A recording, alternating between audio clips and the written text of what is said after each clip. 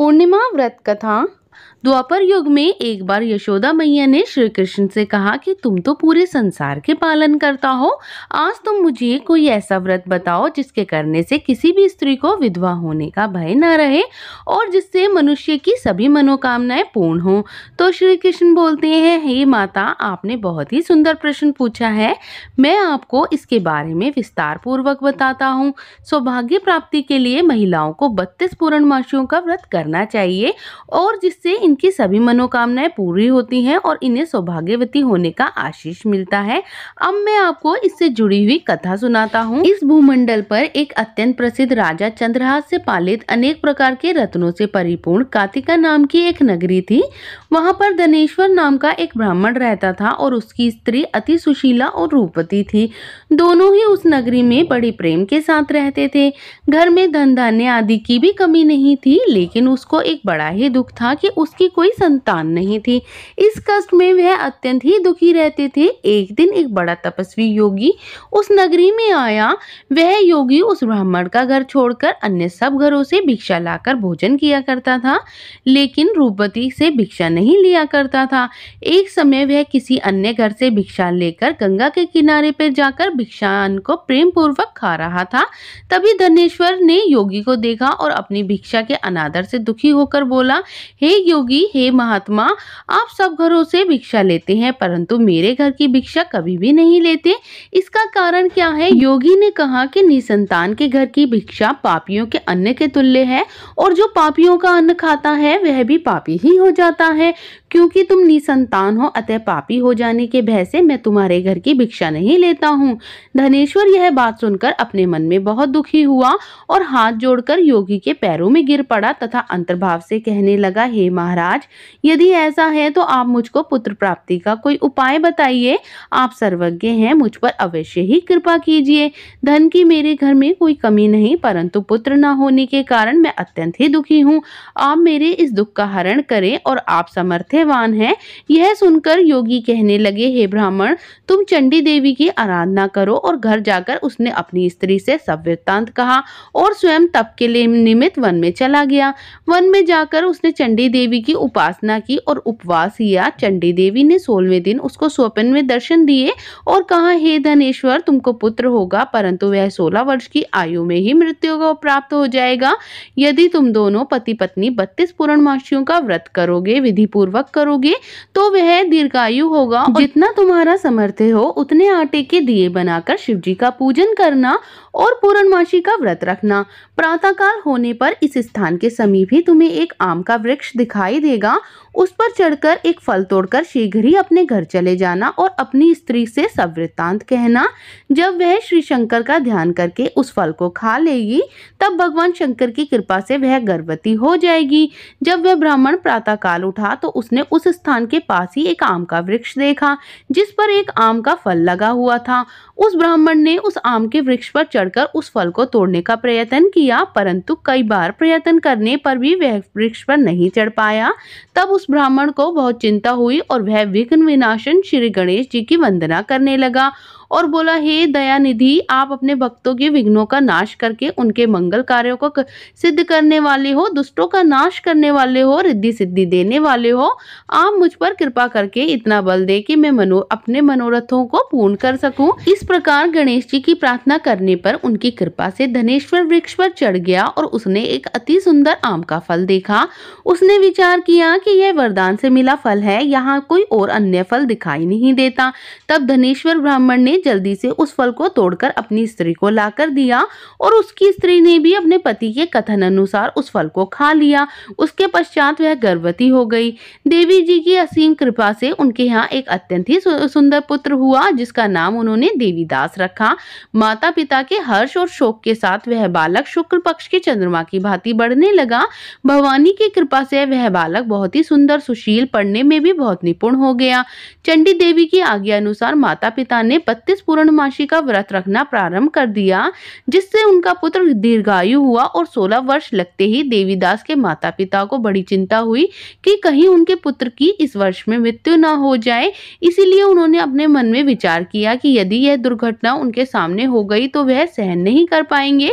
उन्होंने देवीदास के मामा को बुलाया और कहा कि हमारी इच्छा है कि देवीदास 1 वर्ष तक काशी में जाकर विद्या का अध्ययन करे और उसको अकेला भी नहीं छोड़ना चाहते, इसीलिए तुम साथ में चले जाओ और 1 वर्ष के पश्चात इसको लौटा लाना।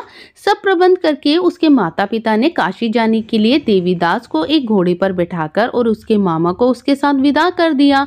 धनेश्वर ने अपनी पत्नी के साथ अपने पुत्र की मंगल कामना तथा दीर्घायु के लिए भगवती दुर्गा की आराधना और पूर्णमासियों का व्रत करना प्रारंभ कर दिया।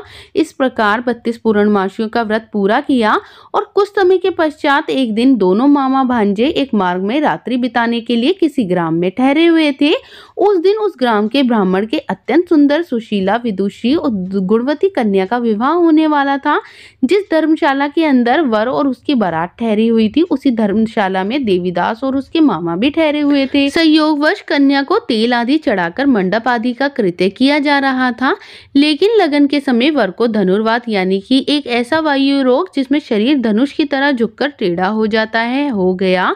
इस कारण वर के पिता ने अपने कुटुंबियों के साथ परामर्श करके यह निश्चय किया कि यह देवीदास मेरे पुत्र जैसा ही सुंदर है, मैं इसी के साथ इसका लगन करा देता हूँ और बाद में विवाह के अन्य कार्य मेरे लड़के के साथ हो जाएंगे। ऐसा सोचकर उन्होंने देवीदास के मामा के पास जाकर बोला कि तुम थोड़ी देर के लिए अपने भांजे को हमें दे दो, जिससे विवाह के लगन के सारे कृत्य सुचारू रूप से हो सके।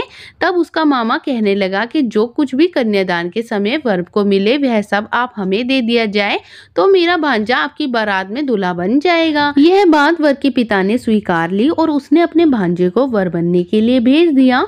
उसके साथ विवाह के सभी कार्य रात्रि में विधि पूर्वक पूरे हो गए। पत्नी के साथ लेकिन वह भोजन ना कर सका, क्योंकि वह सोच में पड़ गया कि ना जाने यह कैसी स्त्री होगी, और यही सोचते सोचते उसकी आंखों में आंसू आ गए। तब वधू ने उससे पूछा कि क्या बात है, आप इतने उदासीन और दुखी क्यों दिखाई दे रहे हो। तब उसने वे सब बातें जो वर के पिता और उसके मामा के बीच में हुई थी उसको बतला दी। तब कन्या कहने लगी, मैंने देव, ब्राह्मण, अग्नि सबके सामने आपको अपना पति बनाया है, इसीलिए आप ही मेरे पति हैं। मैं आप ही की पत्नी रहूंगी, किसी अन्य की कदापि नहीं। तब देवीदास ने कहा, ऐसा मत करिए, क्योंकि मेरी आयु बहुत कम है, इसके पश्चात आपकी क्या गति होगी, इन बातों को अच्छी तरह से विचार लो। परंतु वह दृढ़ विचार वाली स्त्री थी। वह बोली, आपकी जो गति होगी वही मेरी गति होगी। हे स्वामी, आप उठिए और भोजन करिए, आप निश्चय ही भूखे होंगे। इसके बाद देवीदास और उसकी पत्नी दोनों ने ही भोजन किया तथा शेष रात्रि वह सोते रहे। प्रातःकाल देवीदास ने अपनी पत्नी को 3 नगों से जड़ी हुई अंगूठी दी और एक रुमाल दिया और बोला, हे प्रिय, इसे लो और संकेत समझकर स्थिर हो जाओ। मेरा मरण और जीवन जानने के लिए एक पुष्प वाटिका बना लो, उसमें सुगंधित वाली एक नवमालिका लगा दो। इसको प्रतिदिन जल से सींचा करो और आनंद के साथ खेलो, कूदो और उत्सव मनाओ। जिस समय मेरे प्राणों का अंत होगा ये फूल सूख जाएंगे और ये जब हरे हो जाए तो जान लेना कि मैं जीवित हूँ। यह समझाकर वह चला गया और प्रातःकाल होते ही वहां पर गाजे बाजे बजने लगे। जिस समय विवाह के कार्य समाप्त करने के लिए वर तथा बाराती मंडप में आए तो कन्या ने वर को भली प्रकार से देखकर अपने पिता से कहा कि यह मेरा पति नहीं है, मेरा पति वही है जिसके साथ सत्र में मेरा पाणी ग्रहण हुआ था, इसके साथ मेरा विवाह नहीं हुआ। यदि यह वही है तो बताएं मैंने इसको क्या दिया। मधुपर्क और कन्यादान के समय मैंने कुछ आभूषण दिए थे, यह उन्हें दिखाए, और रात में मैंने इसके साथ कुछ गुप्त बातें भी कही थी, यह वह भी सुनाए।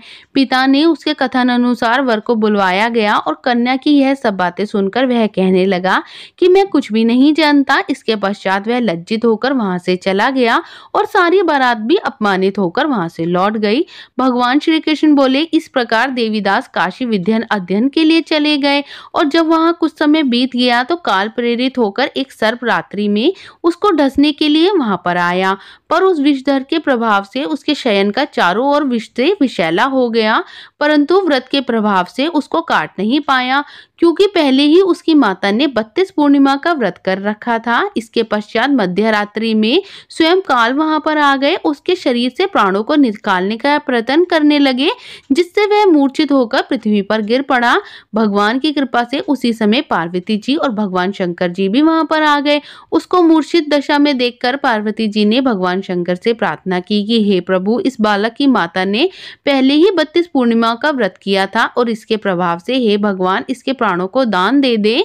भवानी के कहने पे भगवान शिव ने उसको प्राणदान दे दिया। इस प्रकार व्रत के प्रभाव से काल को भी पीछे हटना पड़ा और देवीदास स्वस्थ होकर बैठ गया।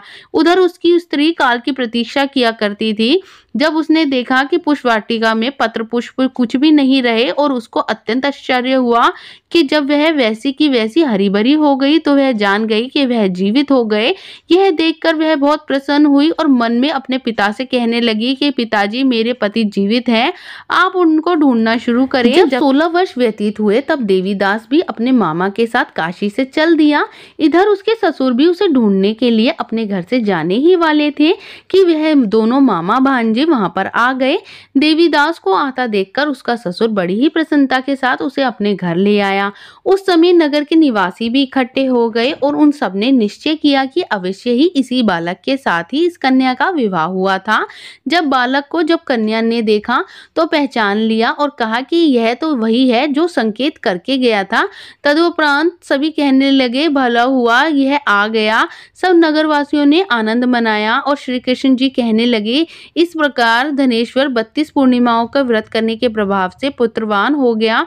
जो स्त्रियां इस व्रत को करती हैं वे जन्म जन्मांतर तक विधवा का दुख नहीं भोगती और सदैव ही सौभाग्यवती रहती हैं। मेरा ऐसा वचन है, इसमें कोई संदेह नहीं कि यह व्रत पुत्र पौत्रों को देने वाला तथा संपूर्ण मनोकामनाओं को पूर्ण करने वाला है।